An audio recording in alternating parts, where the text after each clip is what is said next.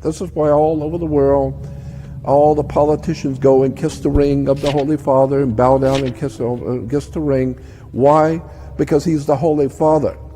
He represents God. He is the Godfather.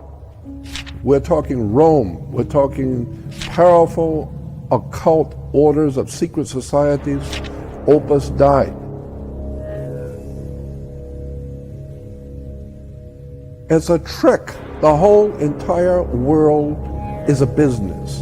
And the more I learn about this, the more you see how this stuff really works. It's extraordinarily scary stuff.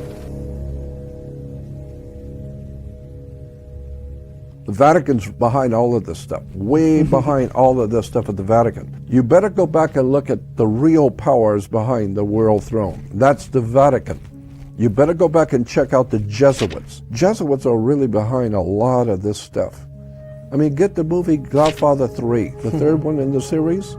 Michael Corleone, everybody knows he's a godfather, he's the head of the mob family.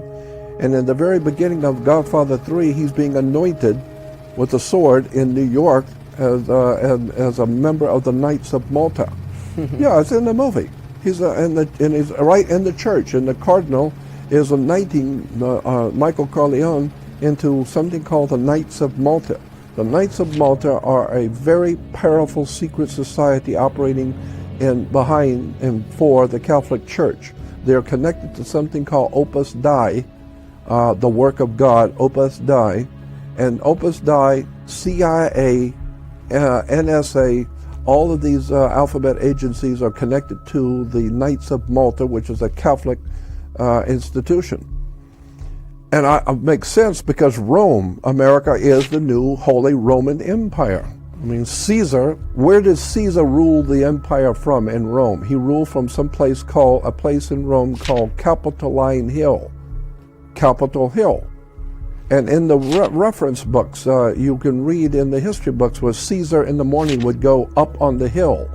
Well, we still say that. You know, the president's up on the hill. What was he up on the hill for in Rome? Well, he was going to officiate over the Senate. That's what we got. We got a Senate up on the hill. It's all Catholic. It's all Jesuit. It got nothing to do with Jews.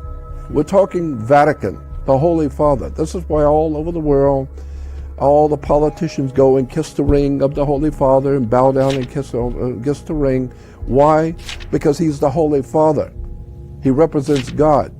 He is the Godfather. We're talking Rome. We're talking powerful occult orders of secret societies, Opus Dei.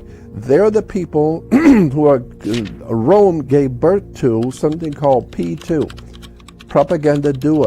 P2 Lodge is operating out inside the Vatican, inside the Catholic Church, as a secret society called Propaganda Due, P2. P2 is an extremely powerful occult network of very powerful politicians, military leaders, and they are well known. Even in the movie Godfather 3, P2 is mentioned twice. Go back and watch it. They talk about P2. And there's a time when the young man who's taking over the Godfather position is meeting the Grand Master of P2, Propaganda Due. It's in the movie. And he introduces him as the master of P2. It's a trick. The whole entire world is a business. And the more I learn about this, the more you see how this stuff really works. It's extraordinarily scary stuff. So it's very difficult to get out of the system, and I'm not sure you want to. There is a way to get out. There's actually a fairly easy way to get out from the system. But here's the problem. When you opt out of the federal system, you don't want to be a federal employee anymore.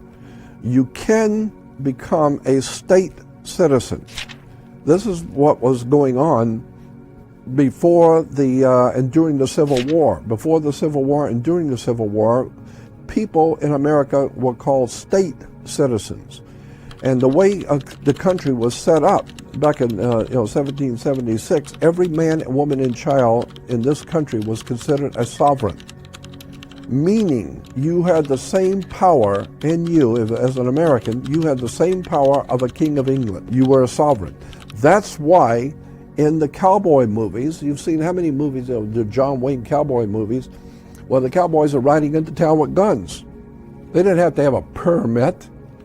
Ask those guys coming in off the prairie with their guns, do you have a permit?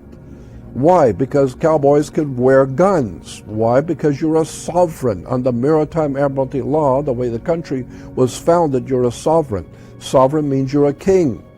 And a king has a right to arm himself. The King of England has a right to have an army. What are you going to do about it? And so one day, if the King of Spain wakes up and decides he doesn't like the King of France, and he's going to declare war on the King of France, well, that's the same thing in a bar. And a cowboy, one king, he's a sovereign. He's got guns. He's got his own guns, and he's legal. He's lawful.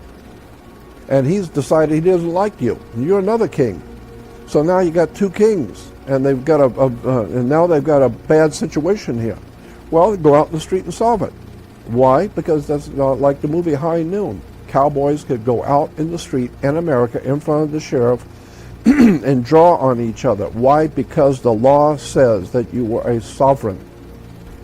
And as a sovereign means you're a king. You can do whatever you want, but you're going to pay for it, because if you're carrying a gun, well, so is he. And so if you're going to go out in the street with a gun, just know this is serious. One of you is not going home tonight, right? And so that was the way America was founded. To go back to the idea that there was a time when you could become a state citizen. And if you're a state citizen, that means you're not in the federal system, because the federal was referred to as a U.S. citizen. But no, if you were born in Colorado, you could say, I'm a Colorado citizen, not a U.S. citizen.